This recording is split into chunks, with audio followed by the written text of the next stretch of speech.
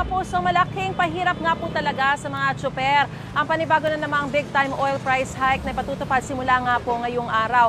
2 pesos and 70 centavos kada litro ang dagdag singil sa kada litro ng diesel, 2 pesos and 65 centavos naman ang dagdag singil sa kada litro ng gasolina at 2 pesos and 60 centavos ang dagdag singil naman sa kada litro ng kerosene. At kanina nga alas 6 ng umaga, eksakto, ay sinimula na nga po ang pagpapatupad nitong big time oil price hike. Kaya dito sa kinaroroonan kong gasolinahan ay may mga mangilan-ngilan pong mga motorista, mga sasakyan na pumila na po bago mag-alas 6 para makahabol bago nga po ipatupad itong big time oil price hike.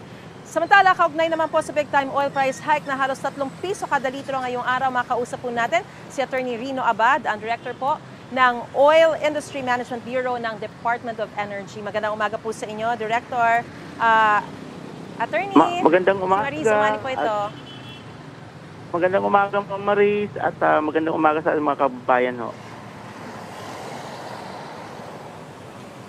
Alright, una po sa lahat, Attorney, bakit po ganito kataas yung ipatutupad na big time oil price hike nga po ngayong araw na ito sa iba't ibang mga produktong petrolyo? Well, ang net ho kasing naging pag-increase nung ating last week na 5 trading days ay may kataasan ho.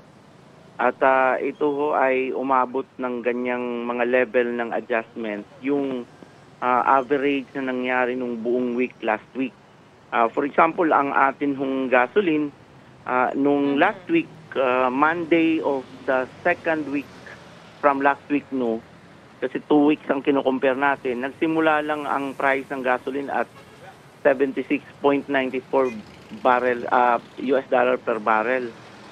Pero nung mag-Friday last week, ang gasoline umabot na ho ng 83. So from 76.94, nagatapos po siya nung Friday last week ng 83.46. So ang taas ho talaga from 76.94 to 83.46. Sample ho natin sa gasoline yan. Kaya ang naging mataas ho ang naging pagsipa nung price. Alright. Attorney, gaano kalaki ang naging epekto man naman dito ng patuloy na tensyon sa Middle East po, no? Well, Mamaris, yan ho ang pinaka-primary na dahilan, no, nung pag-increase. Pero liwanagin ho natin, wala hong nangyayaring supply disruption. Wala hong pagpigil na nangyayari doon sa Persian Gulf sa delivery ng mga oil. So ito most likelihood ito ho'y dalan ng speculation, no, yung pag-i-increase at some point magi-wane off ho ang effect nito at babalik ho ulit tayo dun sa fundamental situation before the Iran attack to Israel na meron ho talagang pagkaroon ng oversupply at paghina ng demand.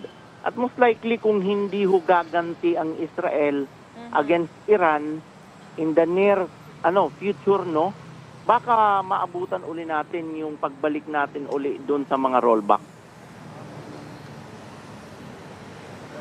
Alright, ano po yung mga asahan natin? Ayan, nabanggit niyo na nga po na posibleng bumalik doon sa rollback, ano? Kasi ang tanong ngayon ng maraming mga tsuper at ng mga motorista, ano ang aasahan natin sa mga susunod na linggo?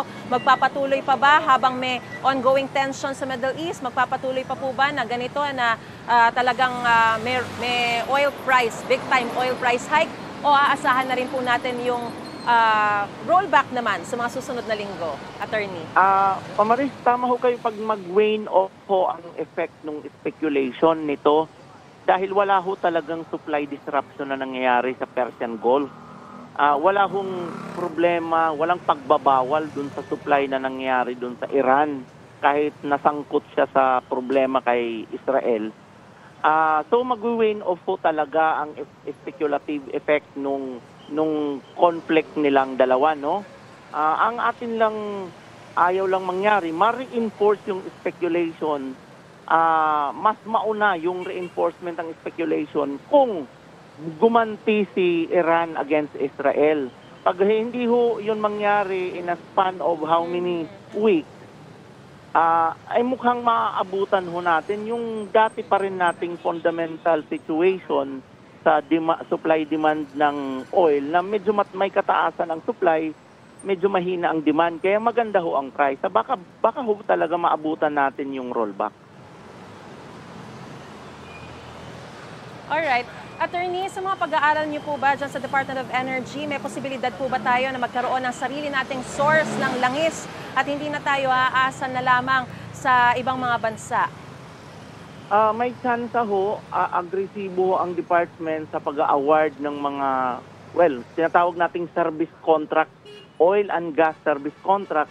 Yun nga lang, Mamaris, no, may matagal na panahon ho tayong hindi nakakita, nakadiscover, at kung meron ho tayong madiscover in the coming years, no, i-develop pa ho yan, and it would take us probably 5 to 7 years para gawin ang exploration, at ganung panahon din para i-develop yung area bago ho tayo makapag-produce. So, medyo matagal-tagal pa ho, admittedly, yung panahon para ho natin magamit. Kung meron po tayong makita.